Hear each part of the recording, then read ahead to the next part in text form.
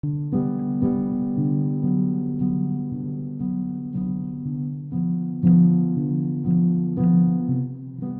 家好，欢迎回到极境之美，我是 Melvin。那在上一集当中，我们一起探讨了佛教的起源与禅宗的基本智慧。今天我们将继续这个话题，更加深入的去了解禅宗中所谓的觉悟到底是什么，并看看这些智慧是如何在现代生活中带给我们心灵的自由的。禅宗常常被认为是最能直指人心的一种佛教流派，它重视内心的觉悟，无论是在深山寺院中，还是在城市的喧嚣当中，我们都可以在一呼一吸之间找到属于自己的宁静。禅宗中一个关键的概念便是觉悟，这个词常常会让人觉得好像有一些高深莫测，好像只有那些面壁多年的僧侣才有可能达到。但是实际上，禅宗的觉悟是一种对现实真相的深刻理解，从而彻底摆脱烦恼与执着。觉悟并不是一种神秘的状态，而是一种认识生活的真正样貌，超越对欲望和得失的执着。禅宗的觉悟 Satori 其实是一种对现实的深刻理解，这种理解并不必然涉及超自然的经验，而更多的是一种对日常生活中的真相的洞见。比如说历史上的，我们上一期也讲到的这个达摩祖师，也是我们禅宗的奠基者。他在把佛教传入中国的时候，就将印度的教义和中国道家的思想结合，逐渐发展出禅宗特有的实践风格。觉悟被视为看破真相的瞬间，就是那种脱离种种的自我建构的妄想，看到现实的本来面貌。所以我觉得觉悟它绝对不是那种高深遥不可及的境界，而是每个人都可以通过日常的修行逐渐的实现的过程。在心理学的语境下，这种觉悟的状态非常接近现代心理学当中所描述的这个心流 flow 或全神贯注的状态。根据心理学家米哈里·契科森米哈赖的研究，当人们完全专注于当下的时候，就能感受到一种完全融入的快乐。这种状态本质上就是一种心灵上的自由，超越了自我中心与烦恼的束缚。而从社会学的角度上来看，禅宗的觉悟也与去中心化和身份解构的思想不谋而合。在现代社会当中，我们经常会受到一些外部标准、身份角色以及社会期待的约束，而禅宗的觉悟就是一种打破这种标准的过程。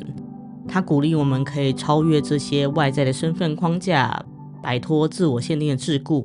去追寻更真实的自我。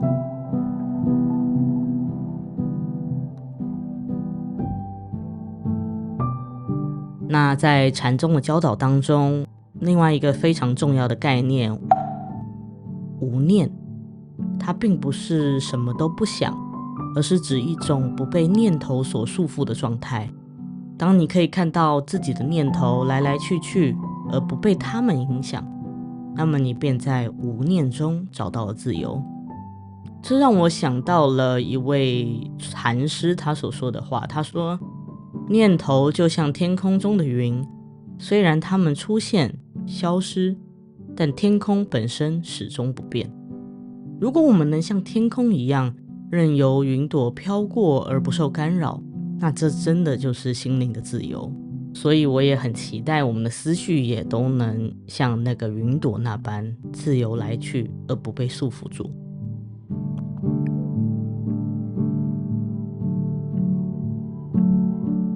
无念这个概念，我觉得在现今的心理学的应用当中也有很多交汇之处。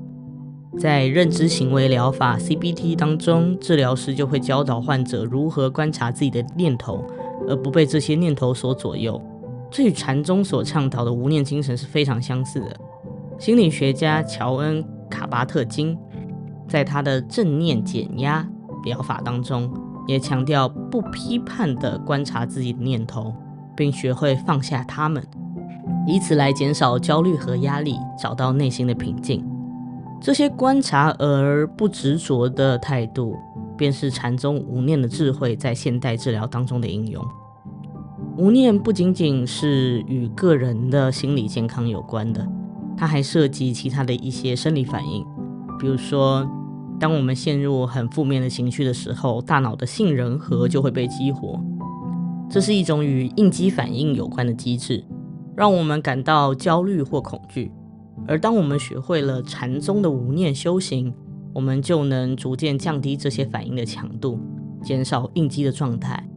这在神经科学当中也有一些具体的证据支持。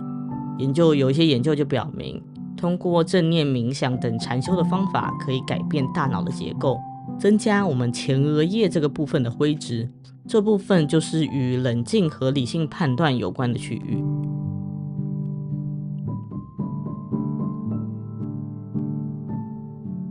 那我在这边还想要提到的另一个概念是禅宗的另一个特点，他非常喜欢用公案来帮助修行者来理解真理。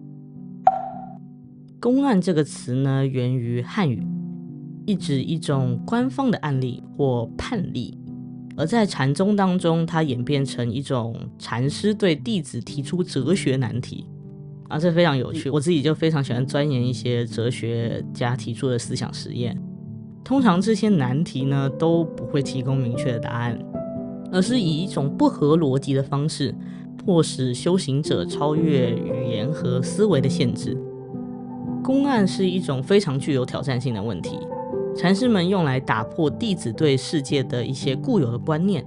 比如说，有一个非常著名的公案，就是你本来的面目是什么？这样的问题通常没有标准答案，重点是让人们不断的反思，打破僵化的思维框架。它的重点不在于解答，而是通过不断的反思，最终超越头脑中的二元对立，达到一些自我的突破。我们再来看另外一个经典的公案，什么是佛？弟子问他的禅师说，什么是佛？而禅师的回答是庭前柏树子。这种答案就显得非常的莫名其妙，但它背后却蕴含的智慧是在告诉弟子，佛性并不遥远，而是存在于生活中的每一个平凡瞬间。这些回应的意图就有点像是想要打破弟子们对佛的这种高深的印象，引导他们去理解佛性无处不在、无所不在的道理。佛并不仅仅是一个伟大的概念或者是宗教的象征，而是一种生活态度，一种随处可见的简朴。所以其实在佛教里面，我自己比较认可的一个讲法是，其实佛教是无神论者。我们可以把佛陀理解为一种觉者、已经觉悟的人的话，那我们也认为佛教里面会说众生皆平等，也就是说众生是还没有觉悟的佛陀，佛陀是已经觉悟的众生。从心理学的角度上来看，公案的设计类似于一种认知挑战，这也是我们前面刚才讲到的这个行为认知疗法当中的一个技术，旨在让人们可以突破固有的思维模式。比如说，当一个人他如果长期被某种自我设限的观念所困扰的时候，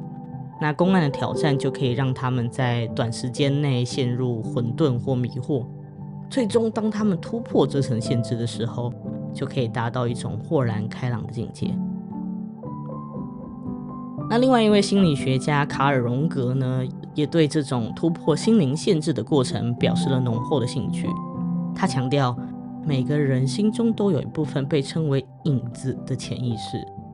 它包含了我们尚未面对的情绪与想法，而公案的作用正是帮助人们去正视这些内心当中的影子，以达到心灵的完整与和谐。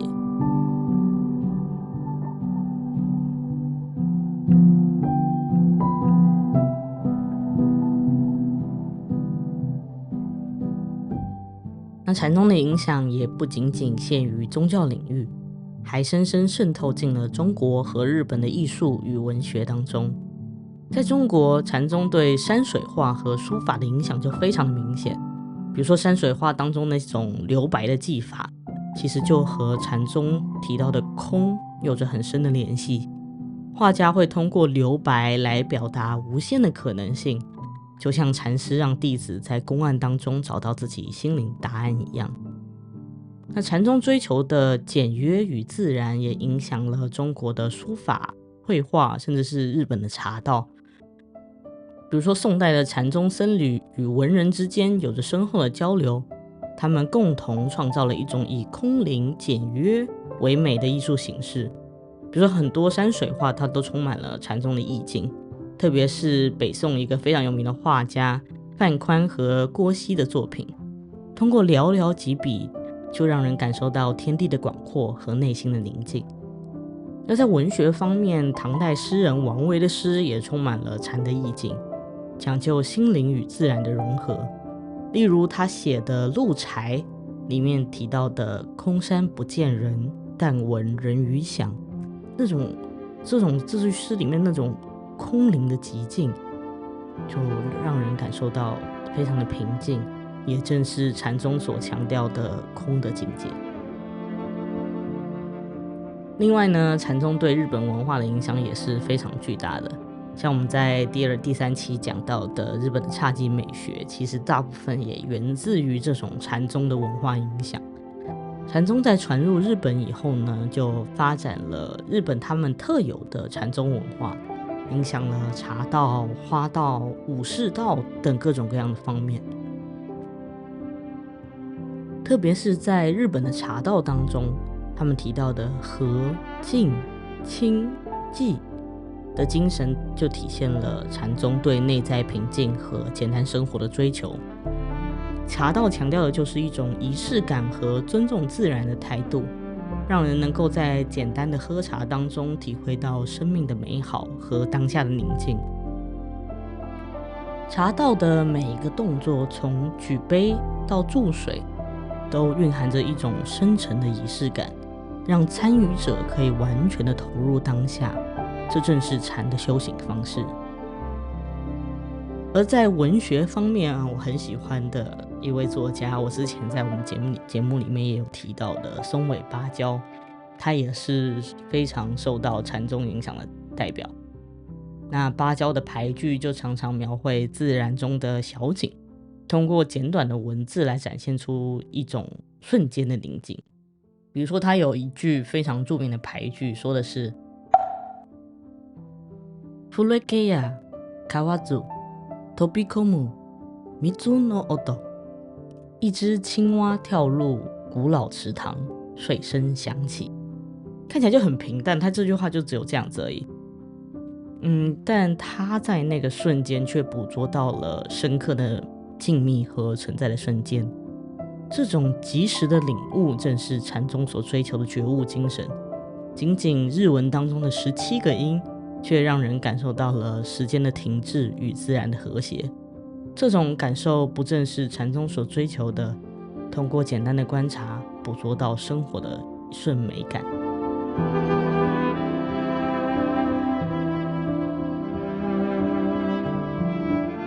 那我们来总结一下好了，回到我们的日常生活，禅宗能给我们带来什么样的哪些具体的启示呢？禅宗就告诉我们，在平凡中寻找不平凡。无论是在繁忙的工作日，还是周末的休闲时光，禅的智慧都在提醒我们，不要被外在的事物所捆绑，学会放下、简化，才能真正看到生活的本质。比如有些人开始在日常生活当中实践极简主义，这与禅宗的无所求就有着异曲同工之妙。通过简化物质的拥有，我们不仅能够减少外在的束缚，也能让内心更加的自由。而在工作当中，当我们面对各种挑战与压力的时候，也不妨试试禅宗的方式，回到当下，不要被过多的目标和结果所干扰，这样反而能够更好的解决问题。在家庭当中，禅宗的智慧也告诉我们，要学会接受彼此的不完美。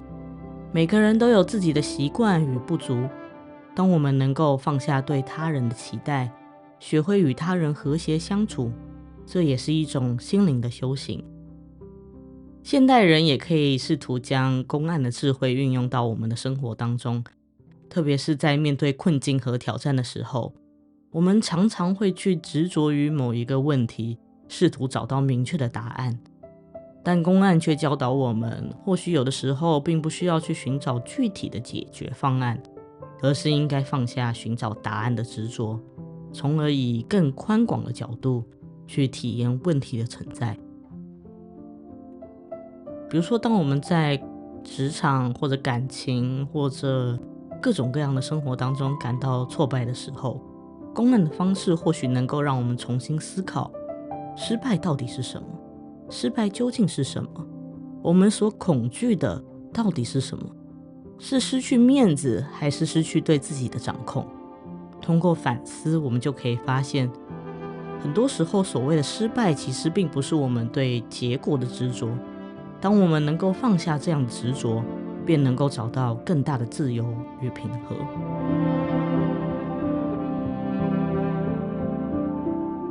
禅宗的智慧虽然源自于古老的佛教，但它带给我们的启示却是永恒的。它告诉我们，真正的觉悟并不在于达到某个遥远的境界，而是在于如何在生活当中的每一刻找到内心的平静。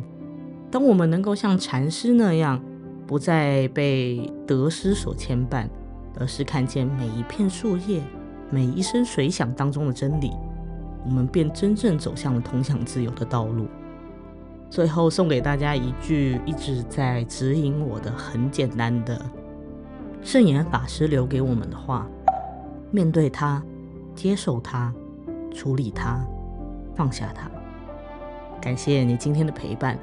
这次我们又更加深入的探讨了禅宗的智慧以及它在现代生活当中的启示，希望这些分享可以带给你一些新的思考和感悟。那记得，如果你喜欢这个频道的话，请一定要订阅，也在评论区分享你的感受和想法，或者和我分享你有什么其他感兴趣的话题。我也很高兴可以在未来和大家继续分享我个人对这些话题的见解。那我们就下期再见啦，拜拜。